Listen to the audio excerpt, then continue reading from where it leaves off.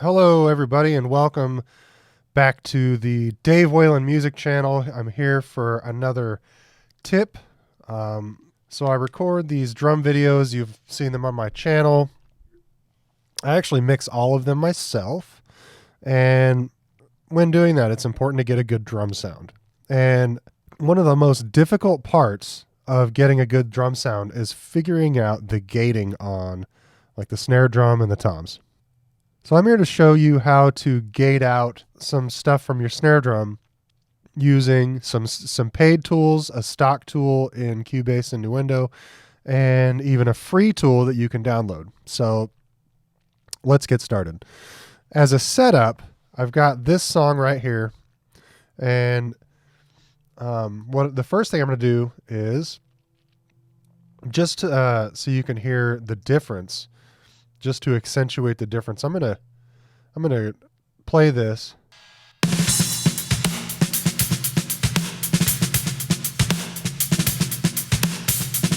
Okay, so that's my chain. So to accentuate the difference, I'm gonna crank the high end on the snare drum.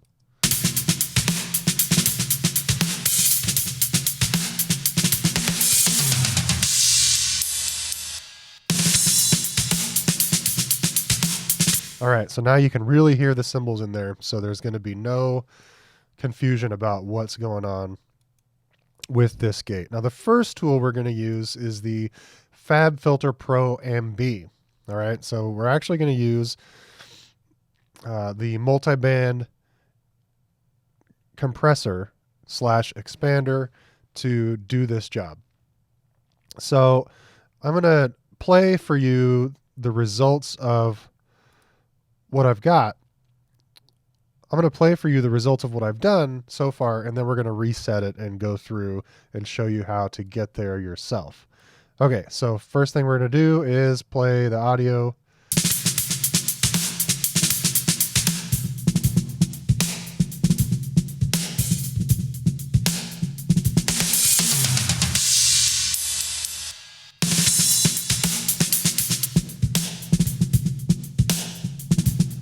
Okay, so that's what we've got. It's sounding pretty good.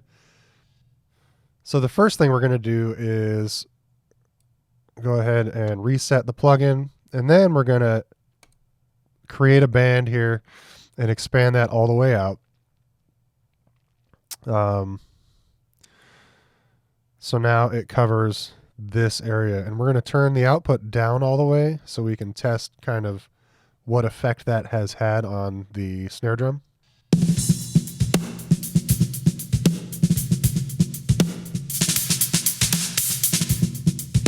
Okay, so you can hear that it's effectively killing the cymbals. Next thing we're going to do is hit the expand function. So now instead of pushing the signal down when it reaches the threshold, it's going to push the signal up. So we're going to adjust our range and make that back to close to flat.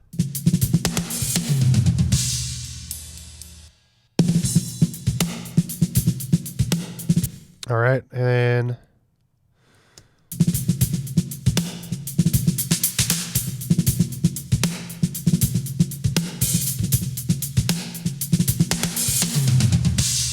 so we can mess with these values to as appropriate. And then we're going to want a pretty fast attack and then a pretty fast release.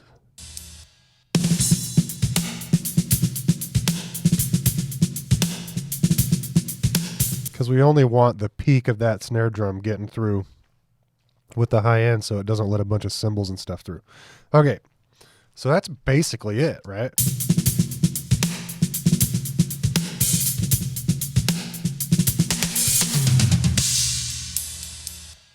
And of course, we could do an endless amount of tweaking to make it just right, but that's basically it. However, on this plugin, if we go to the expert, in the expert mode, under sidechain, we can click free, and that gives us this little guy right here. And what this is going to do is we can set the frequency that is going to operate the sidechain, right? So Obviously, there's a bunch of high-end stuff we're trying to filter out, but the fundamental of the snare drum is around 200. So if we set this at around 200,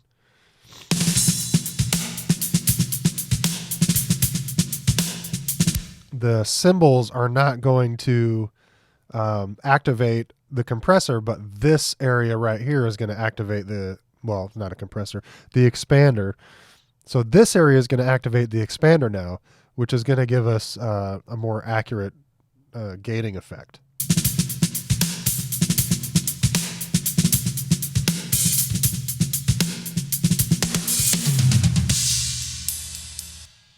All right, so now that's basically it. So let's listen to the difference.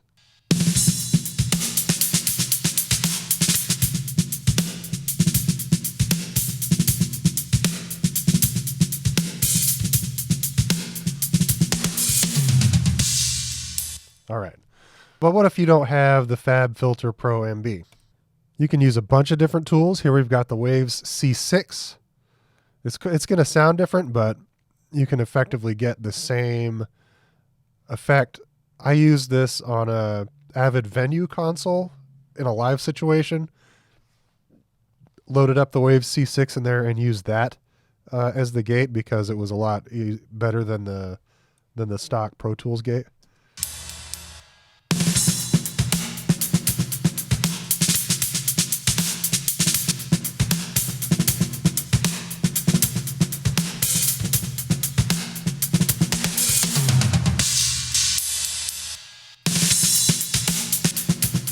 Okay, so that's what that sounds like. So now we've got typical default multiband setup here. First thing we're going to do is bypass everything we're not going to use. So we're going to bypass all these. The only one we're going to use is this number 4 band. We're going to bypass everything else.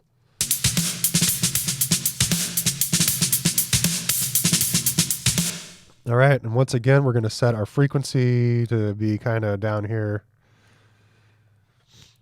You can't go down quite as low on the C6, which is unfortunate, but it is what it is. All right. And then next thing we're going to do is set our, set our gain all the way down, and then we're going to set our range. I think we're going to set it up. Yeah. So we're going to set our gain all the way down and then set our range all the way up. And that's going to cause it to expand just like we did before. We're going to reduce our attack and release because we want it pretty fast.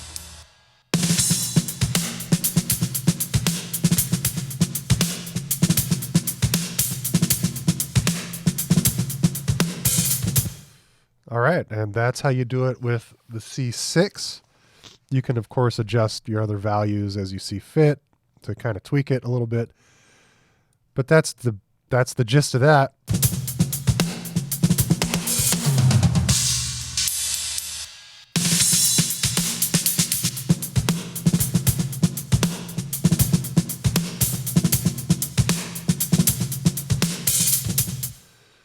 All right, so that's how you do it with the Waves C6. And now I use Cubase and Nuendo.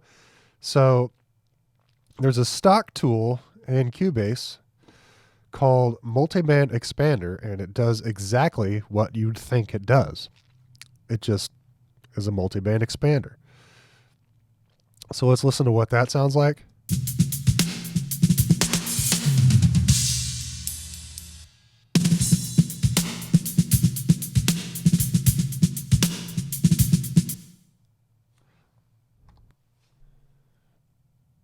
So with this, the settings and the multiband expander are a little weird.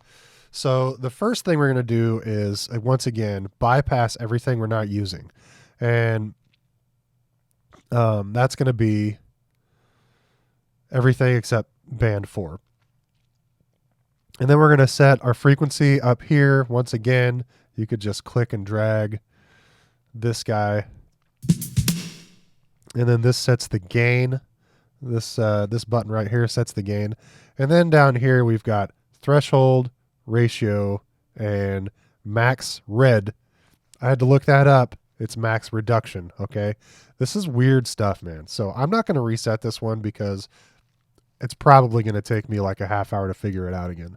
So this will get you a good starting point though, and I just want you to hear what it sounds like.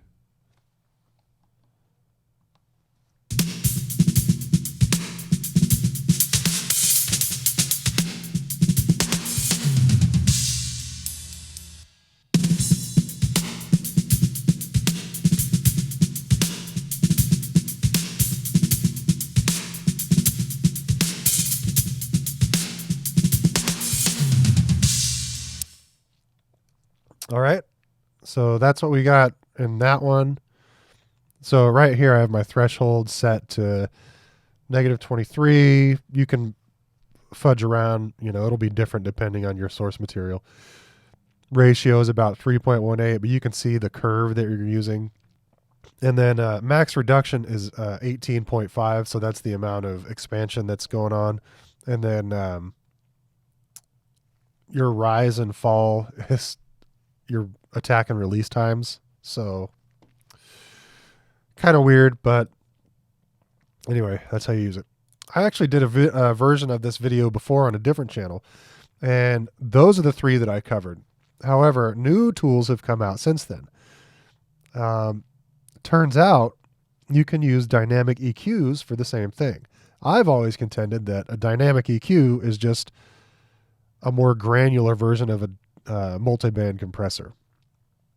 So I thought, well, maybe we can use dynamic EQs for the same thing. And turns out with the Pro Q3, you can. So let's check that out.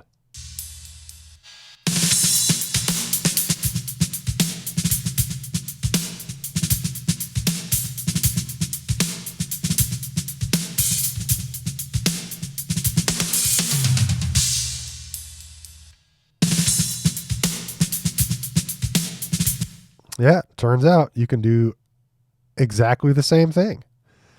So here's how you do this.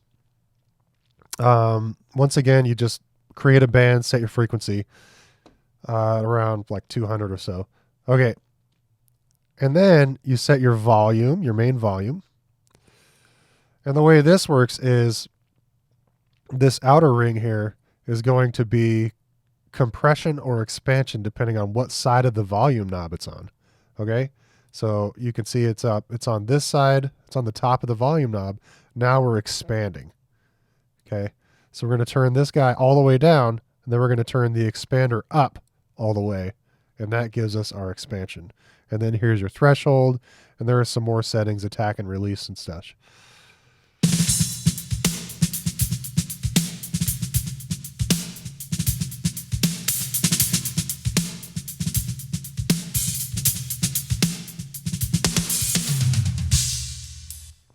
And that's how you do it with the Pro Q3. Pretty basic. The big issue that I see with the Pro Q3 as opposed to the Pro-MB is that you don't have the free floating sidechain. In fact, none of the other plugins that I've reviewed in this video have the free floating sidechain. So I think that gives the Pro-MB the advantage, honestly. But I mean, these are great tools. If you already have them, you can absolutely use them for that. Okay. And the next tool we're gonna check out is actually a free tool that you can download called TDR Nova. And this is what that looks like. And so on the TDR Nova, the settings are a bit different, but basically we're gonna do the same thing. Right, because like I said, the principles carry on across plugins if you take the time to figure out how they apply.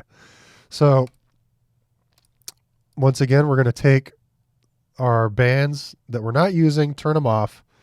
We're going to leave with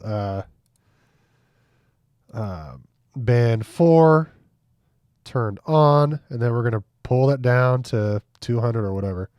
All right. And let's hear what that sounds like.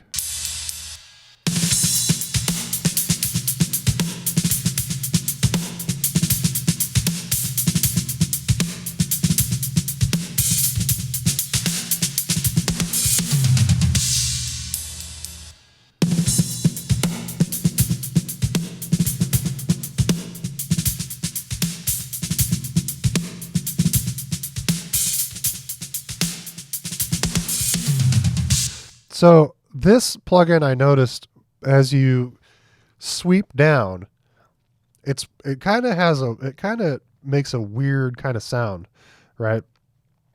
I don't know what it's doing to the sound, but it affects it a little weirdly. So this one I had to be more precise in where I put the slope here.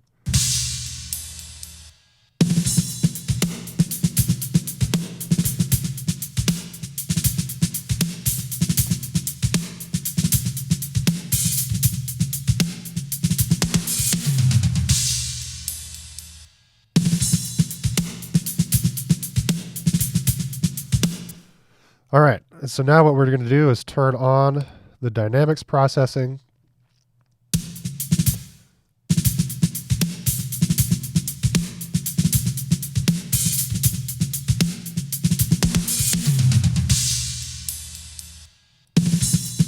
All right, so here's the part that I found a little weird, is that couldn't find how to make it expand, so I had to look it up, of course, and that's the kind of work I put in for you guys.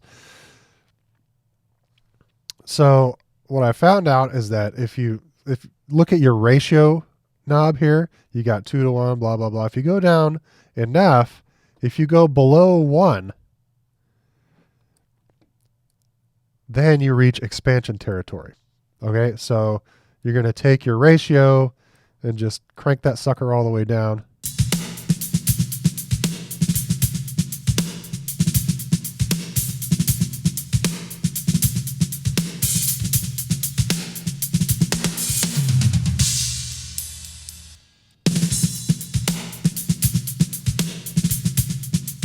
Then I'm going to turn my attack and release times down. And that's it.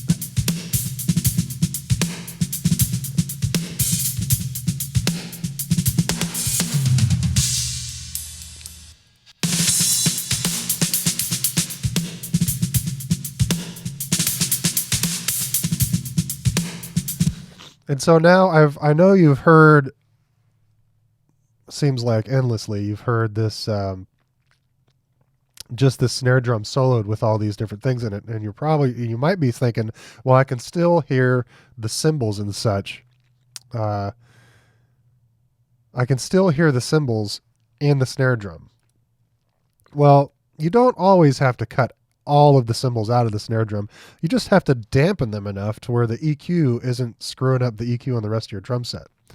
So now I'm going to unsolo the snare drum and kind of flip between these different plugins so you can hear how it fits in with the whole drum mix.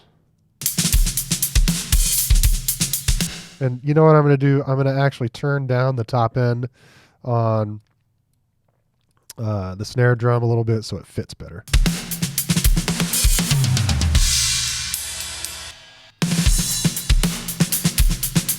All right, so now we're going to look at the FabFilter and just pay attention to the plugin windows that I pull up, so you can see the difference between all the different ones.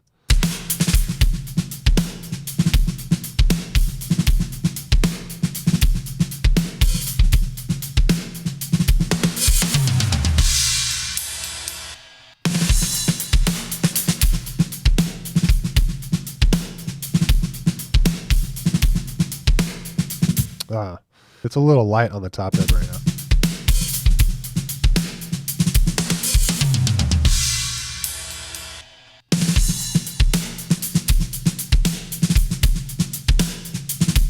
All right, so there's the FabFilter.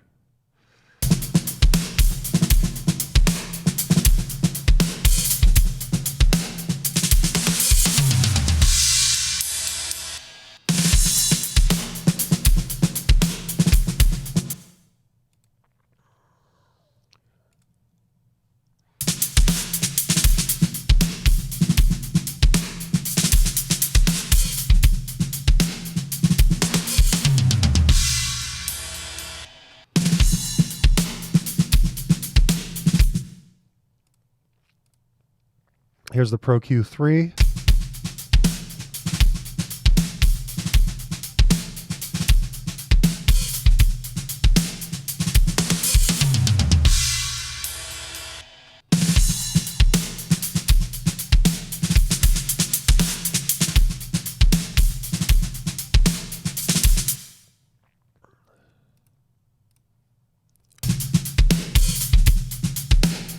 And here's the TDR Nova.